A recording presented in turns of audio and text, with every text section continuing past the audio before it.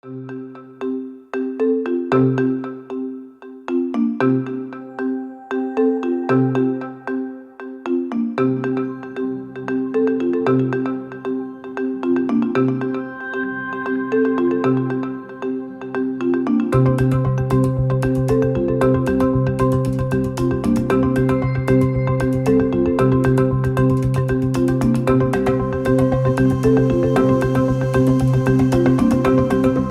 2019 and 2020, a wave of violence swept through part of Brindingwari local government area of Kaduna State, northwest Nigeria. Armed Fulani men attacked Bagi communities, forcing families to flee their ancestral homes in terror. A documentary crew, escorted by volunteer guards, ventured back to some of the abandoned Bagi villages. They wanted to find out if it was safe for the displaced villagers to return home after Governor Obasani of Kaduna State granted a controversial amnesty to Fulani bandits in Brindingwari area last year, who have been terrorizing these communities.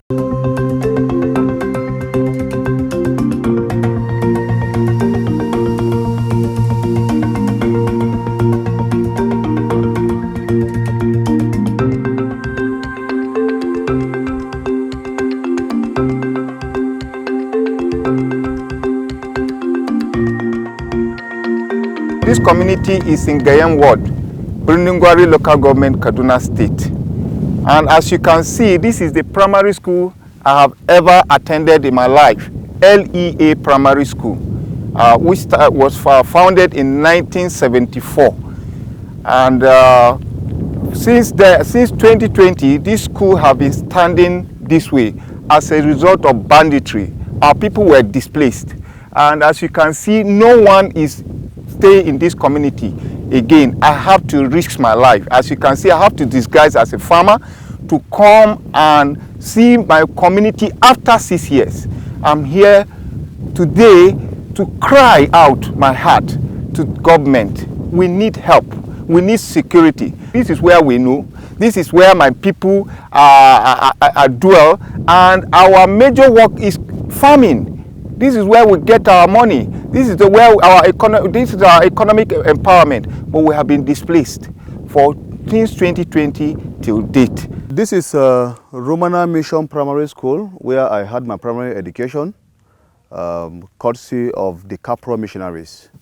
As you can see, the building is already down. It wasn't long that the missionary completed this primary school, handed it over to the natives, and a few years this insecurity took place here.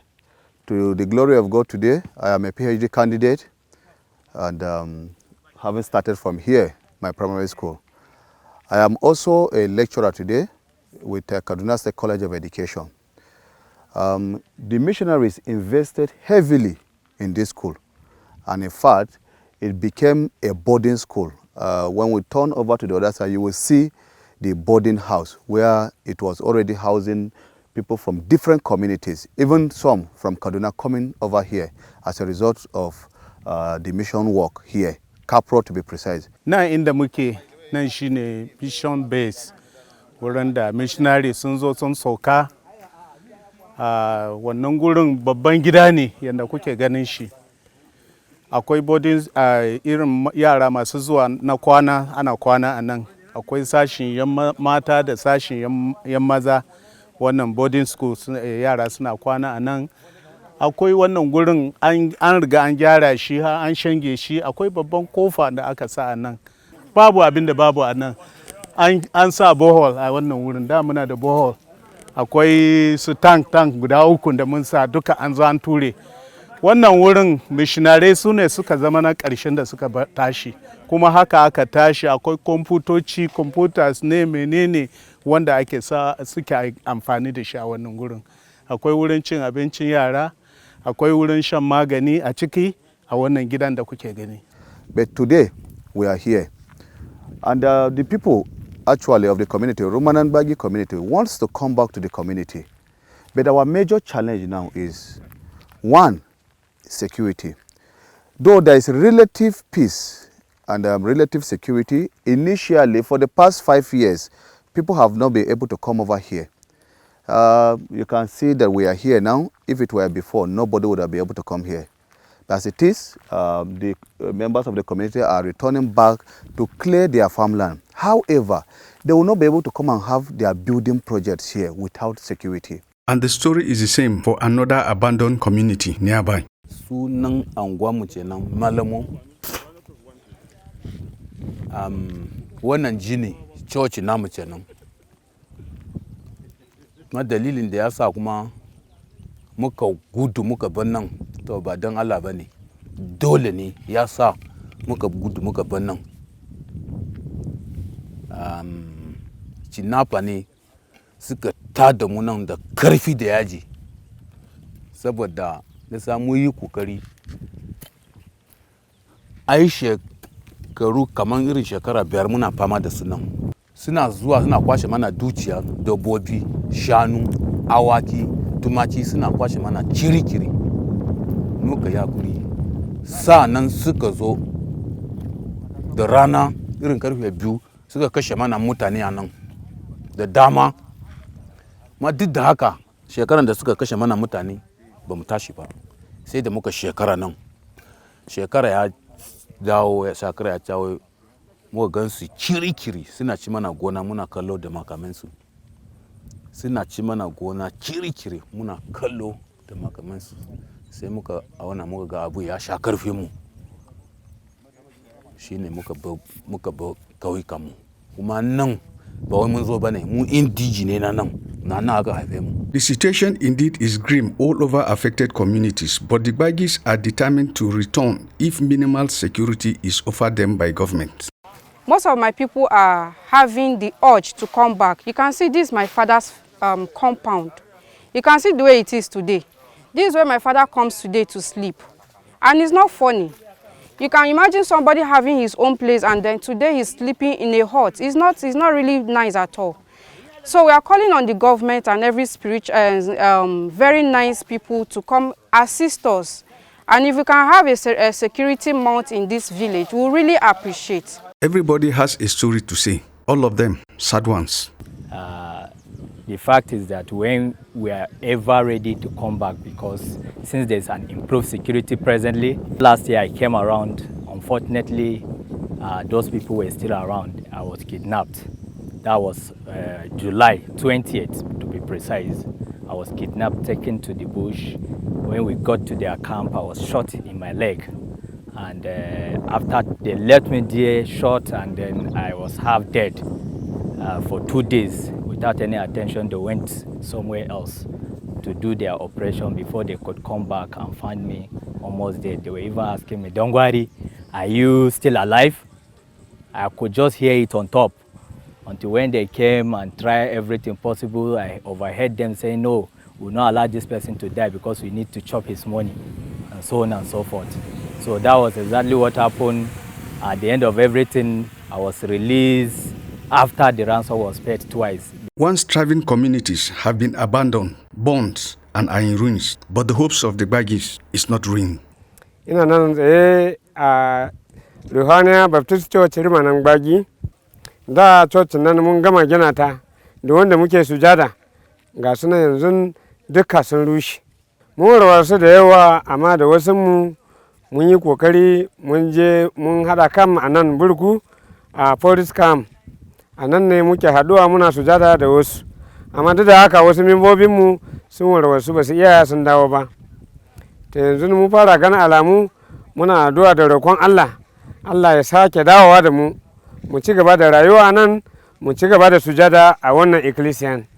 David Serkinoma returned home to the somber reality of what his once lively village has become. This place we are presently, this is my father's house. And over there is my father's grave, and this is where I was born and bred. Unfortunately, we have lived here for years. I was being given birth to here. And our people had struggled with this issue of banditry, kidnapping, and all sorts of things. In 2020, January 6th and 7th, the heat was too much that our people could no longer bear it.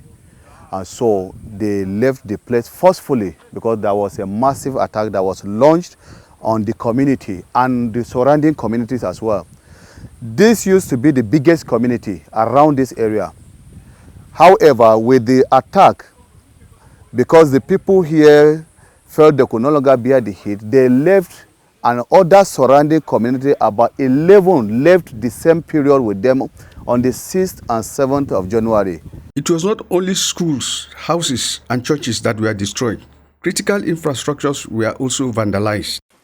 I'm sitting at the boundary between Brunungwari local government and Chukun local government. This bridge you are seeing here is, and the river you are seeing here is the boundary between Chukun local government and Brunungwari local government. This bridge was built as around 1986, 1987 by our missionaries, Calvary missionaries and youth corpers that first came, and this work was done. And since then, we had access road. This was the only access road. Because of this river, our people could not cross over to the market and other things. But as a result of this banditry that happened in 2020, collaborators and bandits took advantage and they came and broke this. Right now, we don't have any access road. The only way, if rain falls now, our people cannot cross over. We are here again, pleading for assistance from the government and well-meaning Nigerians and philanthropists. We really need help. Back to one of the IDP camp at School of Forestry, Buruku, survivors tell their stories. Kai muka ji kashe-kashe ya mamu yawa. Muka gudu suka koro mu, muka zo nan forest. Muka dawo nan forest da zama. Saboda ba da zamu yi ba mu da wasu gidaje wani gari. Nan muka samu wannan gudu muka da zauna. Ta ga nan mun zauna wahala ya ishe mu kuma. Da wahala ya ishe mu ga yara ba makaranta. The herdsmen, because they came to pursue in our village, they are killing a lot of people in our village. Right now, I was in school, but right now I cannot go back to school. Ban da kudi yanzu da zai sa makaranta. Saboda ban da wani sana'a. Ta shi ne muke ta kuka muna roƙo gwamnati ta taimaka mamu. Ta mai da mu gida inda muka yi wayo. Can ƙauyenmu. Ta taimaka mu da jami'an tsaro. Yadda muka samu sauƙi mu je mu dai noma, mu ci da yaran mu su samu karatu. Mu manoma ne sosai. Duk wanda ya san rumana manoma ne sosai. Muna taimaka ma ƙasa da noma da abinci. Kamar yau mun kuma yau ba noman. Muna cikin shekara 6 ne yanzu. Da tun da aka koro muka zo nan mun samu shekara 6. Shi ne muke tauro ko gwamnati ta taimaka mamu. Mu koma saboda wahala ta ishe mu. Duk galibi wasu tsofaffin mu saboda wahala duk su mutu. Saboda wahala. Yara mu kanana wahala ta ishe yaro sai ga asibiti baka da kuɗin magani. Yaro sai mutu kana kallo baka da kuɗi. Kuma baka da inda zaka taimaka ma. Sai ga yara ya mutu. Gudana yara su mutu da yawa nan. Tsofaffi su mutu nan da yawa. To muna roƙo gwamnati da Allah ta taimaka mamu. Ta kawo mu jami'an tsaro mu je mu zauna a can ƙauyen mu. Starvation is the experience here, and the message is we want to return home. Ba duk wani abin ya faru ba, gaskiya yadda muke fama haka da yanzu ba haka muke ba. Yanzu da muke ma ana tattaimaka mana da wurin kwana, da yanzu muna da na kanmu. To yanzu ga mu ma abinci ba shi. Banda ta mu samu wurin kwana, yanzu ba mu da wurin kwana, taimaka mana ake yi. Banda ta ma abinci. Akwai wani rana da mun fita da yara har bara muna yi. Muna neman abinci. Muna neman bara masu taimako, to kowa na fama, wa zai ta kai. Haka nan dai na tattara yara na ce ku yi haƙuri su zo, za mu nemi ganyen daji mu zauna mu dawa mu ci. Sai na shiga daji na ce yara ku yi haƙuri ku zauna nan, kuma kada kowa ya fita ya ce zai yi sata, ya yi haƙuri. Sai na dawo na je na ciro ganye a daji, na zo na dawa, da yake da taimakon Allah muka ci ganyen da muka kwanta. Kwanan mu 4 ba ci har zuwa kwana 5 har 6. Ganyen nan muke ta shiga cikin daji muna nemowa muna ci. Shi yasa muna so yanzu a taimaka mana. The crew moved back to Kaduna town in search of more IDPs. Mary Bawa tells her story after fleeing her village as a successful farmer, but today she wants to return home. Min sana'a na noma ne. Ina noma kuma Allah yana bani gurgudo karfina. Sana'a na kenan. kuma idan na yi Allah yana samun hannu. Kuma barayi din ne sun zo sun kwashe duk abin da muka samu, da dabbobi ne da kudi ne, ana karkashe mana mutane, shi yasa mun gudu. Yara mu yanzu gwai ne suke yi, ko nima yaro na yana okada ne, lokacin da yana okada ya yi hatsari ya mutu saboda yanayi, da ba yanayi wannan ba da yaro na yana yanzu, amma ga yanzu na rasa shi, ba daɗi. Ina so in koma kai, ko yanzu ina ce in tafi, alhamdu yanda mu tashi a can aikin da muna yi a can kauye, ina so mu je mu koma yin shi. Priscilla Nuhu missed the normalcy of raising children in the village, as some of her children have dropped out of school and some have joined wayward gangs in the city. She just wants to return them home. Sai ka ga yara za su tafi makaranta ba, sai mu ga yaran nan na unguwan nan suna zuwa makarantansu, sai ka gan su rike da kula da jakukuna da kyau, to mu namu ba shi, ba mu da komai, me za mu yi musu? Kuma a da akwai body school a wurinmu, yaran mu suna zuwa body school, to amma yanzu babu, sun zama barkatai. Muna jin daɗin rayuwarmu, yaranmu da 'yan mata ne da samarin ne, gaskiya muna jin daɗin su. Amma tun da muka gudo akwai damuwa. Yanzu yaro na nan, kai ma kana nan, baka sai lokacin da yaranka zai fita ya je wajen abokanin banza ba. Suna biya abokanin banza, za ka gan yaro da kai me ya sa sai ya canza kwalo, sai ya sa wani kwalo, mutum baki ne sai ya shafa mai sai ya koma fari. To me ne duniya? Gaskiya akwai damuwa, akwai damuwa. Musamman wajen yawun na yaran mu ba su san me na waya ba, amma yanzu ga su da wayoyi suna me ne da shi, mutum ka aike yaro abu ya kone a wuta, yaro bai sani ba domin ya shiga duniya. Muna kuka ne ga wanda za su iya taimake mu.